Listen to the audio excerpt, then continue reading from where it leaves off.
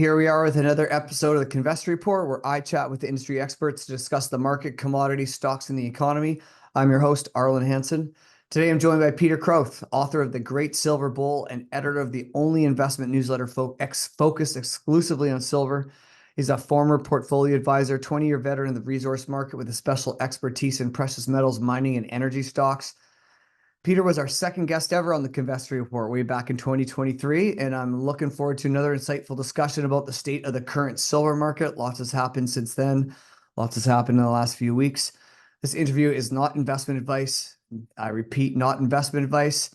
I'm not an investment advisor, financial planner, or professional geologist. If Kin or myself has any financial interest in any of the companies mentioned in today's interview, it will be certainly disclosed. Do your own due diligence, of course.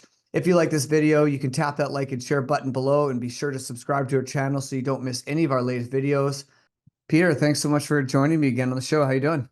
Doing well. Arlen, nice to be with you once again. Awesome. So we're going to talk about silver, of course. There's been lots of noise about gold and all these other metals.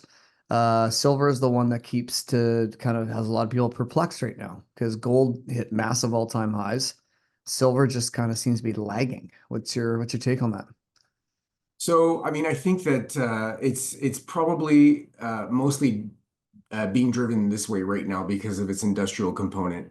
So about 10 years ago, roughly half of silver consumption went to industry. And what we've seen is that evolution has brought that 50% up to about 60%. The rest, my view is that it's mostly investment. And I include jewelry and silverware in there, along with, physical coins and bars, to make up the rest. So as I say, about 10 years ago, it was about 50-50 industrial and investment. Today, it's about 60-40. And so, with a higher industrial component, when the market gets worried about an economic slowdown, silver takes a little bit of a hit, especially early on in that phase of, being concerned about recession, because of its industrial uses. And so, I mean, I think that's understandable, but I also think that it's, let's say, maybe a little bit overblown. I mean, frankly, in my view, silver has really actually held up quite nicely given the concerns because of, a risk of an industrial or sorry, an economic slowdown. So I think it has held up quite well. But what we've seen in the last sort of big slowdown, so let's look at 2008, 2009, and then again at the COVID period. What happened was, well, both metals take a hit at first, and silver, of course, a bigger hit, and then bounce back, in fact, even more strongly than gold both times. So if you look back at 2011, silver hit its all-time high a second time of $50. And then in March or so of 2020, it went from about $16 in within a couple weeks to 12. And then by August, it was $30. So it was a 140% gain in a matter of like 5 months. It was just spectacular. Kind of So forgot silver got that low, actually. yeah, Like 12 really. bucks. Yeah, That's the thing. crazy. And I think why this happens is because and why I'm quite bullish despite or perhaps because of the industrial demand is um the industrial demand is extremely resilient, more so now than ever because of solar. And what we've seen is that in both of those prior, big corrections or bears, um, you know, governments, central banks step in, start doing a lot of QE, a lot of stimulus. Infrastructure tends to be an easy sell because you can argue everybody benefits from it. So people will accept that more willingly. And then there's the whole green transition thing. Solar is a huge part of that. And silver demand within solar is just, been gangbusters. So that's why I think that it tends to be a little bit overblown and it tends to that's why I think it actually is holding up relatively well right now, and that we're not going to see perhaps the kind of percentage-wise, the kind of dip we saw in 08, 09, and then again in 2020. I think people are starting to realize that, just how crucial silver is to this and also how tight the supply is. So the poor man's gold, right? Do you think it's lost a little bit of its luster as that of that? Like it's less of a hedge against inflation now and like much more on the industrial side? I think that that has been a little bit at play. If you look back the last year and a half or so, gold has grabbed pretty much all the headlines. Naturally, it's making all-time highs. You read about central banks record buying. You read about the demand from India, from China. You read about Costco, for example, selling over $1 billion of gold and silver alone. Just that one retailer. Apparently, Walmart is in that too, is in that game as well. We don't have concrete numbers, but these are estimates and they're probably pretty accurate. So, I'm actually hearing from bullion dealers that they're struggling, that they're buying a lot more silver in particular than they're selling, a few times more buying than selling. And so it's really hard to get a good grasp on what's going on. Um, I think that some of the selling is because people are actually needing to shore up some cash. The other part of it is probably that, I've heard anecdotally that some bullion dealers are going themselves to Costco and buying from them and from Walmart because the premiums are so low. Oh, wow. And yeah, exactly. Now you can't return at Costco. That's the one thing compared to bullion dealers. So I know that. how do you get your money back? You can Just sell it to a bullion any dealer. okay, any bullion dealer. Yeah, Okay. it's all, like I've seen that stuff. I go to Costco every week and I see the gold and the silver there. I make a point of going to look at it, and it's all very, very standardized stuff. Royal Canadian Mint bars, Okay. Pamp Suisse bars, the RCM bar, sorry, Royal Canadian Mint coins, Yeah. or bars, but the gold coins are sealed. They're like in a permanent sort of blister pack. It's very interesting, and they tell you that this gold came from, for example, from Agnico Eagle's mine. Oh, So really? yeah, so you've got a claim to the source. It's really it's quite neat. So all that to say that it looks like the retail demand has somewhat shifted. Maybe it's a little bit of a higher income buyer at this point who's looking for that hedge. And I think it is fair to say that on average, perhaps retail buying in silver has been weak. That much I would say. And I think that maybe what it'll take is for gold to meet, to hit these higher psychological levels, like 3,500, and for it to stick. Then eventually, ultimately, say 4,000. These big round numbers are really meaningful, especially when you look at sentiment. So let's say reaching 4,000, for example, that will be, I think that'll be pretty, that'll grab a lot of headlines, and the public at large will start to really, really pay attention and say, geez, maybe I should get some of this gold stuff. But I'm getting 1 ounce for $4,000 US. What other alternatives are there for me?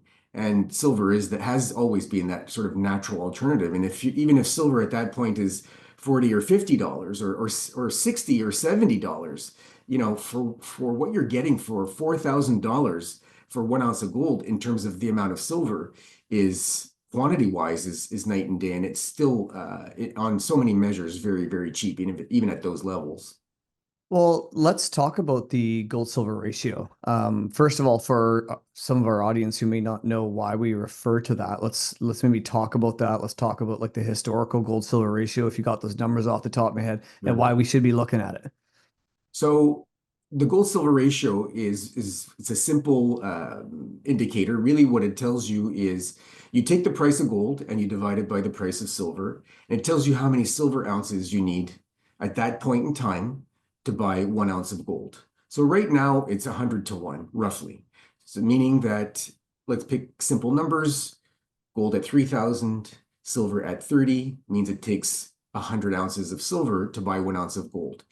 That's historically very high, actually. You look back the last sort of 40, 50 years, we've been much closer to about 60 in that ratio, meaning it would take 60 ounces of silver to buy 1 ounce of gold. And, to reach 100 or above 100 has only happened 3 times in the last 50 years. You had that happen in the early 90s. You had it happen and then again, just during COVID. In the early 90s, it reached 100 and then gradually dropped dropped pretty quickly. I think it bottomed somewhere around probably 70 or so, perhaps lower. And then in COVID, same thing. It actually spiked to 125, I think, on an intraday basis, and then corrected very quickly. And that's when we saw silver, just blast higher, like I was saying earlier, to $30 in August of 2020. So right now, I mean, anything above 80 is considered um, a condition where you've got silver quite undervalued relative to gold. And so now, to be fair, it doesn't mean that when you reach these levels, for the ratio to correct, that silver has to move higher. Gold could go lower. Right. Both could go lower. Gold could drop faster than silver. And so if it drops faster than silver, the ratio comes down, but you still have both prices coming down. It's a relative Hmm. kind of thing. And so actually that's what I think we're going to see happen right now. So it just recently peaked at 105. We're right about 100 right now. And my view over the next sort of weeks and months, and I've been saying this for a little while, so it's not because we see, specifically gold today is around, I think, 3,200. So it's come off from a recent peak of 3,500. Silver peaked, I think it was mid-March on an intraday basis in the futures price at 35. I had been calling for that at some point, the first half of this year. So technically we've reached that level. We're today right around 32 and change or so. Um, I think that we're going to see the ratio probably move down a little bit. And I think we're going to see both metals actually correct a little bit more from here. Gold in particular has had a tremendous run. It's actually gone almost crazy if you think about how much it's gained over the past year and 3 months or so. It certainly deserves a breather at this point. And to see gold come down from, where it was recently uh, temporarily at around 3,500 to, frankly, if it went to 3,100 to 3,000, I would not be surprised. And if you look at sort of the seasonal patterns for both metals, we're in that time of year where May, June, they tend to correct, silver in particular, and then bottom typically end of June. So we have a really interesting window, frankly, right now. Um, the mining stocks, the metals have moved considerably over the past year, and in particular in the last quarter. I think that this respite that we probably are going to have now for the next, as I say, month or two. No guarantees, obviously, but I think we're due for that. And if we get it, that's an excellent time to be either initiating or building positions. And so I suggest to your viewers, if they don't feel they have enough exposure or they want some or new exposure, start building positions. If you're not familiar enough, start doing some research, maybe subscribe to a newsletter or two, and get familiar with it. But the timing is fantastic, and this is not going away. This is just a chance. Honestly, we're going to see much higher numbers than we've seen lately. Yeah. Well, I am going to ask you for some ideas to scratch some pencils on, just so I can do some homework on some names in a bit. But let's actually talk a little bit about the seasonality. Like I could probably, I can close my eyes and tell you when typically these stocks move during the year, right? Especially in the mining sector. They seem pretty on point. What's this? What's the cycle of silver and gold market during the year? Like, is there a buying season? Is there like a destocking season? Yeah. How does that work? Yeah, so actually, that's something that I talk about in my book, to try to help people look at more favorable times of the year to acquire the metals, the miners. The miners move to a large extent in the same patterns as the metals. Gold is the big one. Silver follows it. So we can talk about gold, and typically the best time to buy gold, in other words, the longest, strongest stretch for gold starts in the fall around September, October. It tends to run almost nonstop up until about February or March. And then PDAC. exactly, the The PAC PDAC curse. curse. You got it. That's exactly right. So that's, for anyone who's not familiar, that's the world's largest mining conference that takes place early March every year in Toronto. And, you know, love it or hate it, the mining stocks tend to peak right around then typically and go through a correction period. And so do the metals. And so that's when you get, this chance to, again, like I say, to either add to positions, to initiate positions. And for the most part, I think if again looking at gold, that's the bigger one and the bigger driver.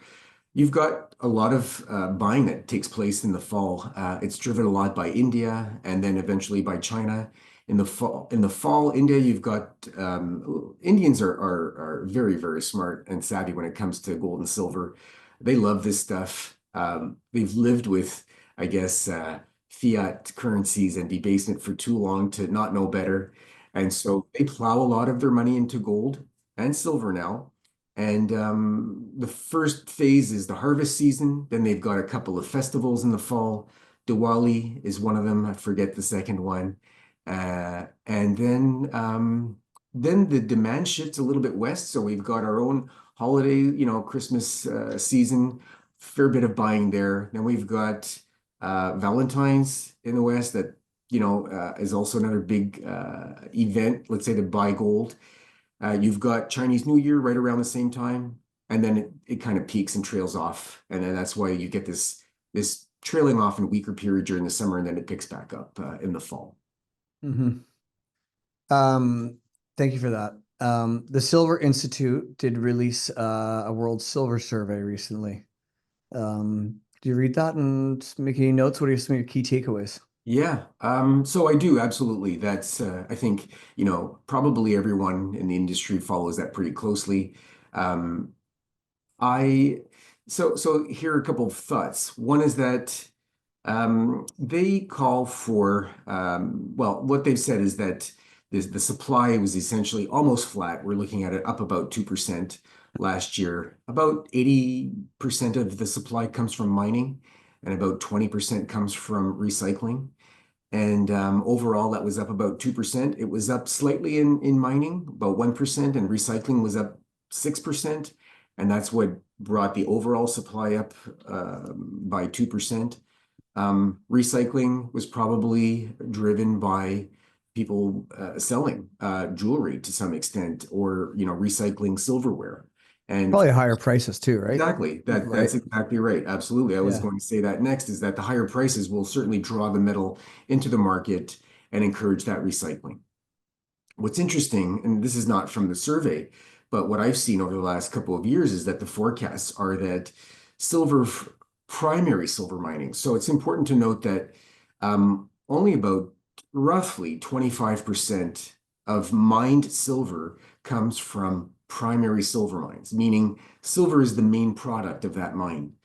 75% of mined silver comes from mining other metals. It's a byproduct. So we're talking about mining copper, lead, zinc, and gold. So it looks like the mine supply was up slightly this past year, and that's mostly due to gold. Gold, in other words, gold production being up. So you got more silver as a byproduct because of it. And if you look at what's been happening in gold, that's, let's say, not too surprising. Gold price being up so much, there's a big push, obviously, to capitalize on that and produce more gold. So you get the silver byproduct from it. And then, what they've told us is that demand has been up only slightly, about 4%. The one that I look for a lot or very closely is the solar aspect of it. Solar now takes up 20% of the entire supply of silver every year. Just this one What? application. Did, 20%.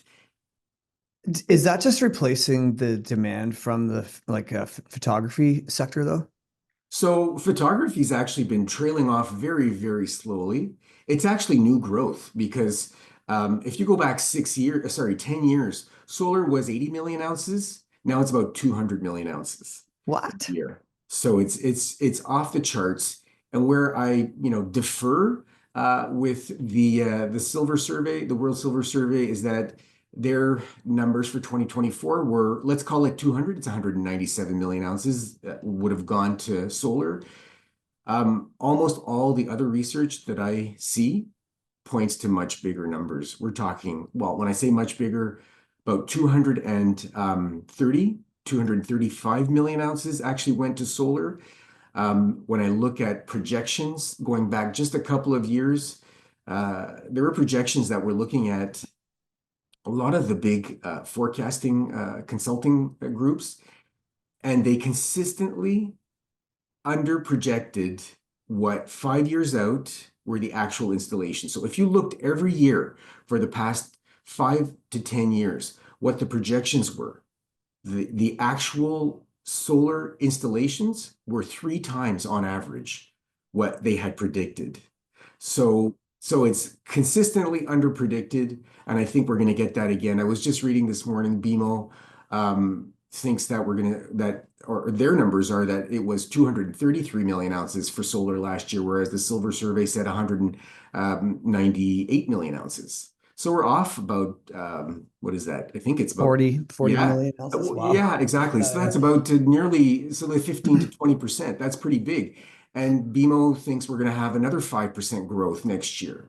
All the forecasts I see going out to 2030 are consistent growth in solar. Now that we've got this, let's call it deglobalization, countries and industry want to become a lot more self-reliant, and solar is a fantastic way to be self-reliant. You don't even have to tap into the utility.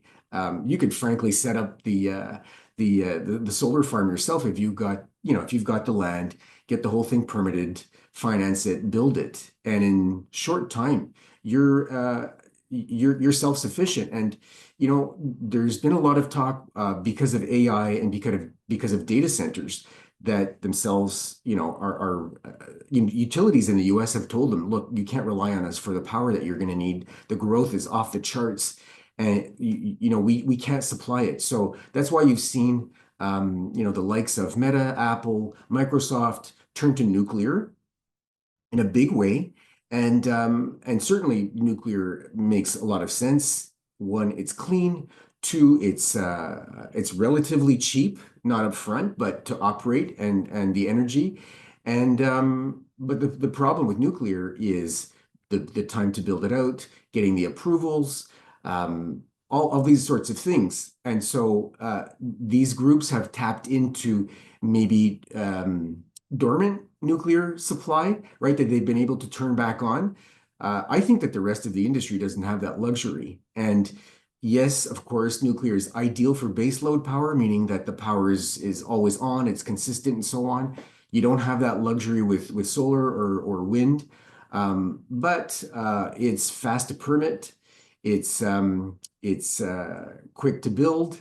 And so if you've got the solar farm and your data center, is tapped into it directly, you're not relying on the utility at all. And if you've got good security and backups and so on, you're quite self-sufficient. So, I mean, obviously there are issues with, as I say, the consistency of the power, but batteries are getting better and better where they can, do storage, or they can rely perhaps on the utility for backup, or these periods when solar is not actually supplying sufficiently.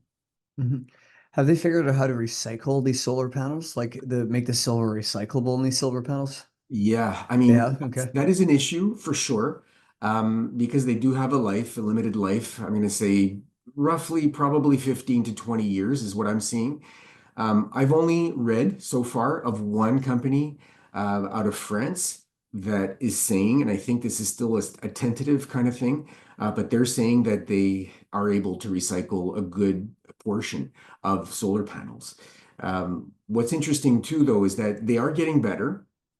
The panels are getting better, they're getting more efficient, and we're moving from the incumbent, I guess you'd call it the incumbent technology. These are all acronyms, but it's called PERC. The one that's becoming dominant now is called TOPCon, and that uses about 50% more silver for a solar panel, but it produces more electricity. So you're spending more on silver to produce that panel, but you're getting more output from it. So there are concerns in terms of if you're looking at the silver price and demand from solar, that there's thrifting going on. Silver is a considerable cost component to solar panels. So, of course, the manufacturers are looking for ways to cut costs. If there are ways that they can minimize their silver input, they do that. They want that. But again, some numbers that I saw this morning show that the thrifting that's gone on is probably reaching close to its limit. Um, and even with that, even if, let's say, even if thrifting were to continue, it probably will not much, or there'll be a lot less thrifting ability. This shift to newer technologies that consume more silver per panel bodes really well for the silver price and these large ongoing installations of solar panels. So it's I call it the 800-pound gorilla in the silver demand sector, because solar has really become, it's the single biggest industrial demand component is solar, and it has come from being maybe 20 or 25% of the industrial total to being close to a third of the industrial total. So it's really come a long way. Interesting perspective, because like I started collecting silver, 24 years ago, 25 years ago, and it was straight up, I'm buying this as a terrorist hedge. Yeah, Right. Or like, this is after 9/11 or whatever. And, right. but like, it's always just been like a safety hedge for me.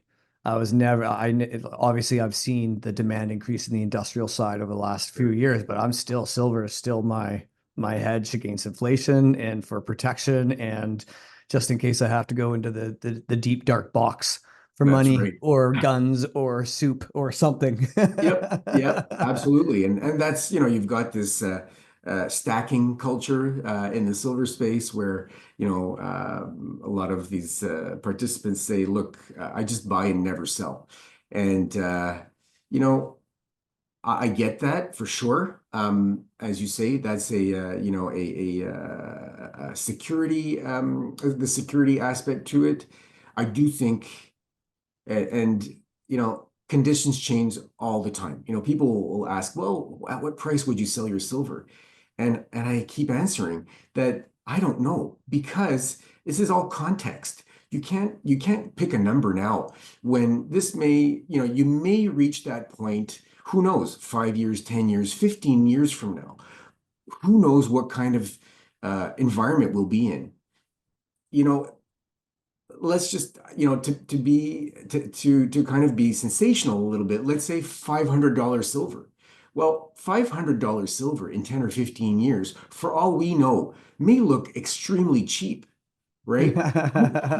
who, who Our knows, right? loaf of bread's also going to be $300. Exactly. And for that reason, I can't answer that question. When you get there, it's going to be a relative thing, I think. If Yeah, silver is relatively expensive compared to other assets, then maybe regardless of its price, that may be the time to sell it. so Not at a specific price. That's too difficult to say.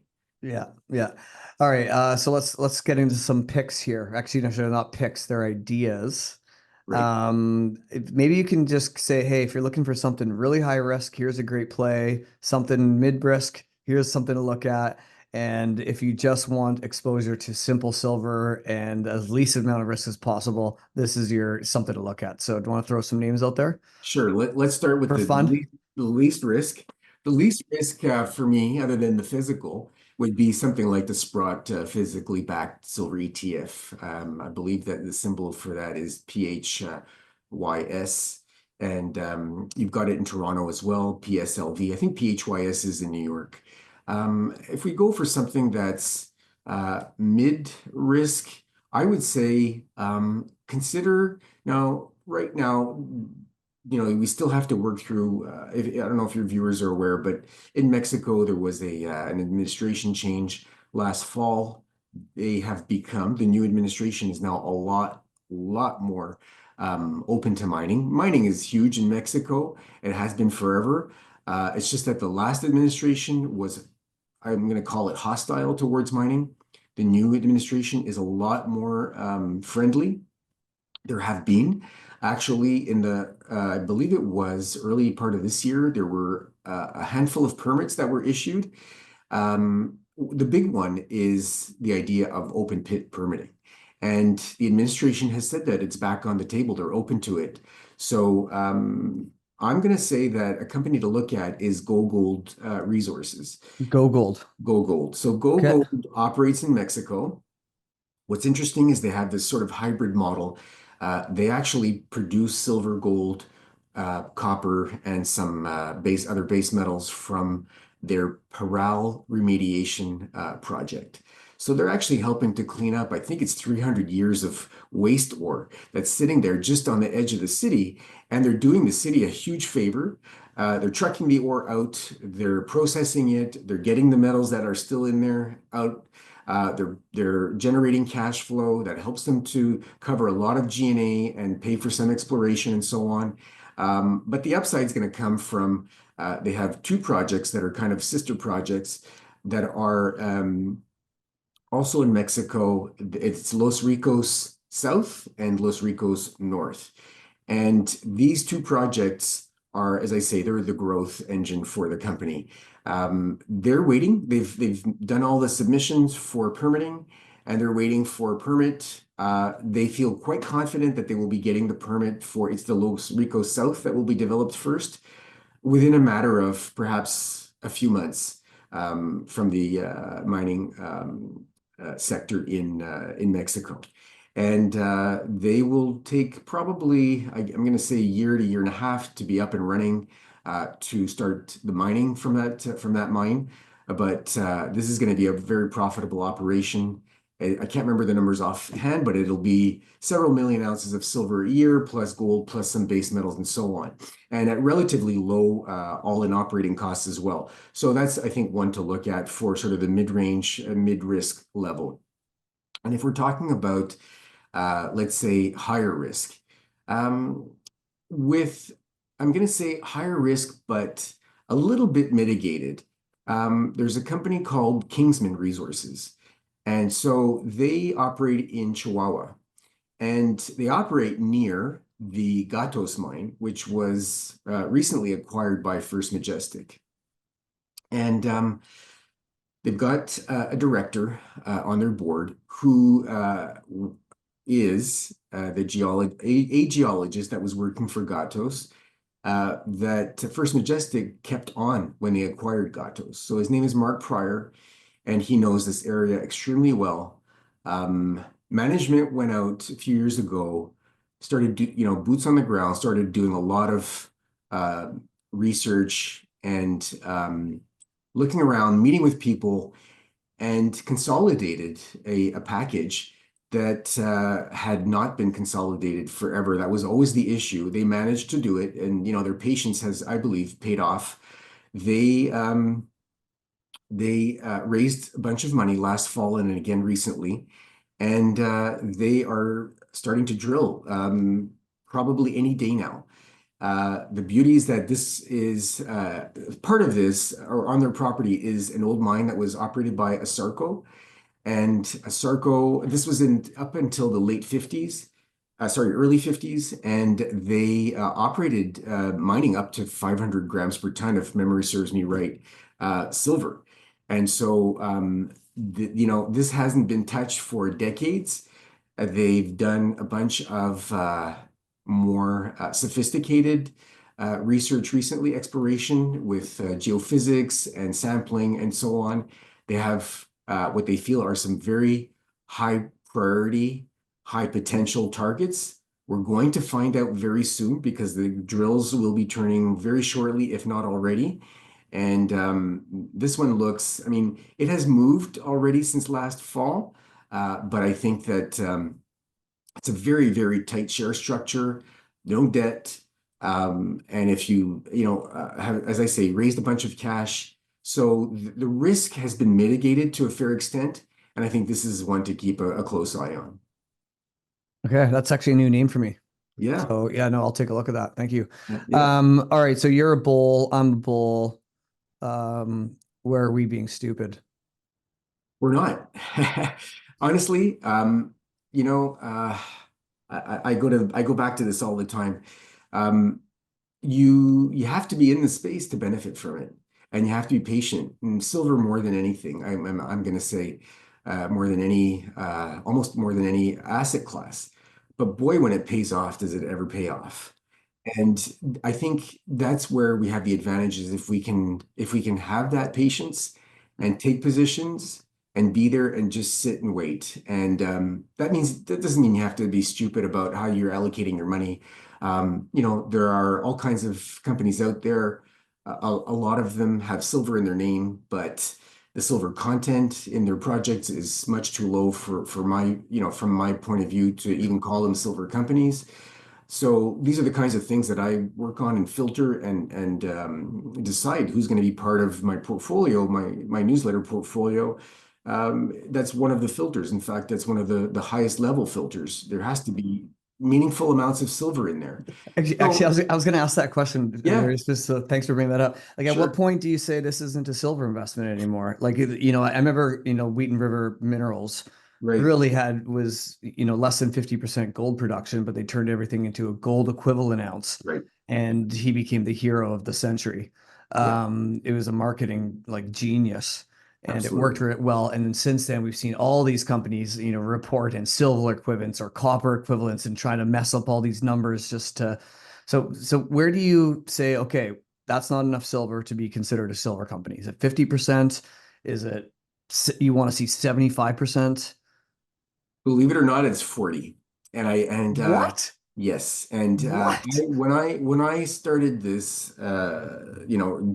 digging into this whole silver equity space really very seriously, I surprised myself, frankly, and didn't realize that if I was going to have quality companies and have a reasonable sized portfolio, I'd have to have that filter at about 40%. And um, in fact, I'm willing in some cases to go a little bit below that. Now, I make those exceptions. One, when typically when the gold is sort of the next in line in terms of value of the deposit Okay, so or total revenue. precious metal Right. content versus Exactly. the base So metals, right?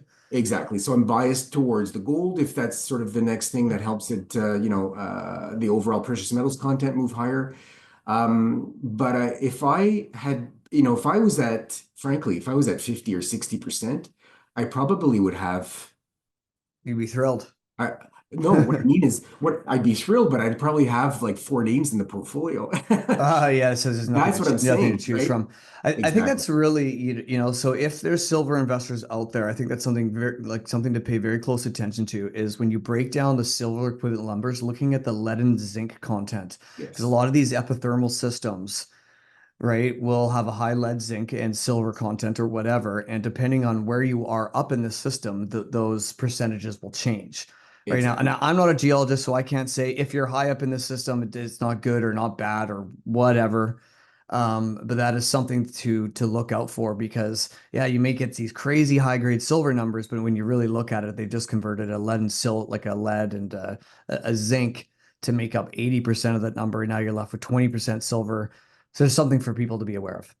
Completely agree, and I feel it's misleading, especially when you're somewhere. Again, my marker is my sort of high water mark or my level, my cutoff is 40%. So that's for me. But I feel that if you're, significantly below that, then it is misleading. And some people might say, well, if it's 40%, it's still not enough. And I'd say I challenge you to go out and look at juniors, producers, royalty companies, and to find decent quality and find a decent number of companies where you're above that level. Um, yeah, I mean that's my cutoff. And something to keep in mind too is that as the silver price moves up and the ratio to gold moves down, the value of the silver held by these companies will increase and take on a higher percentage overall in terms of the resource or the revenue from the output, right? As the silver price moves higher relative to the other metals. And so Unless those other metals go up with it. Yes, exactly. Right. I Yeah. just am operating, I guess, under the expectation and the assumption that the ratio will come down as it has historically, and it will catch up a lot to these and surpass, in other words, the price growth to these other metals. And we're going to move closer to the 50% and 55% levels of revenue or of content being silver. Yeah. Right on. Interesting conversation. I learned some things, which is great. This the only reason why I do this is so I can learn. So yeah, Peter, thanks so much. Thanks for helping on the show today. We'll see you in Vancouver in a couple weeks. And you can stay up to a date with Peter at his website, silverstockinvestors.com, and through his investment newsletters, Silver Stock Investor. I will resale that and put it in the proper bottom there, Peter. Sorry. And if you haven't already, be sure to join the Kinvestor Network by subscribing to our channel, following us on social media. And if you liked what Peter and I talked about, like that video and comment and share the word. Thanks so much, Peter. Thank you, Arlen. Always a pleasure.